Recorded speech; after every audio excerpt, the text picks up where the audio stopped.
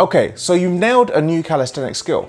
It's awesome. You've posted it all over Instagram, bagged a few likes along the way, and most importantly, you're so happy that you've managed to achieve a goal that you've been working towards for, I don't know, the last 374 days?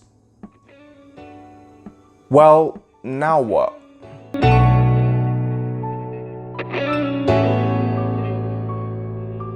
I wanted to make this video because I find it such a shame when people treat their skills like a box ticking exercise, to treat them the way we treat our revision notes once exam season is over.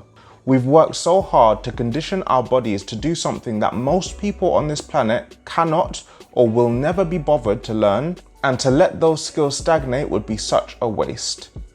So today we're going to go through what we can do to leverage our newfound calisthenics skills to not only just maintain them, but also develop true mastery through something I like to call varied training. Okay, so before we dive into how we can further develop a skill, let's talk about how we learned the skill in the first place. When we are learning a new calisthenics skill, repetition is key. Not only that, but repetition with all other things kept equal is great for speeding up the learning process. For example, if you're learning how to handstand and one day you're on carpet, then the next day you're on concrete, then grass, it would take longer to learn than if you kept the environment you worked on the same.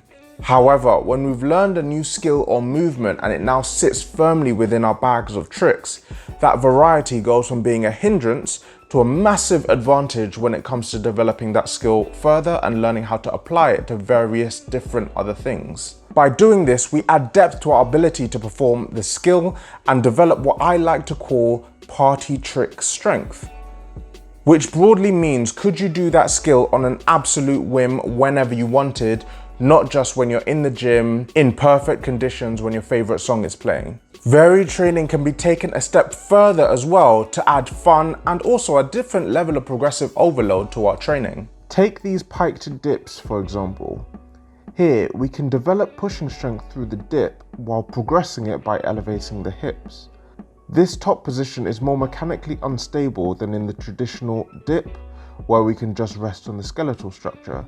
And the strength built here in the pike dip would transfer actually quite smoothly to planche training.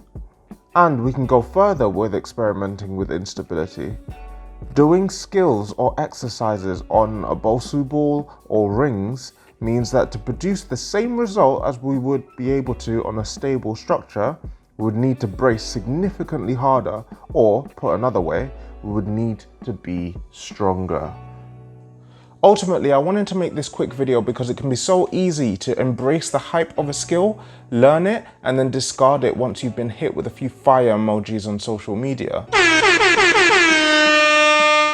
Skill maintenance is part of this crazy calisthenics journey that we're all on, and we should aim to have a wealth of movement capacity that is sustainable to maintain, not just a hacky collection of tricks that we could do once upon a time. More to the point is that the wider our variety of motor vocabulary, the easier it is to learn skills in the future. But as always, I want to know what you guys think. What do you guys do once you've learned a skill? How do you celebrate it? And then also, how do you take it forward? Let me know down in the comment section below, and I'll see you in the next one.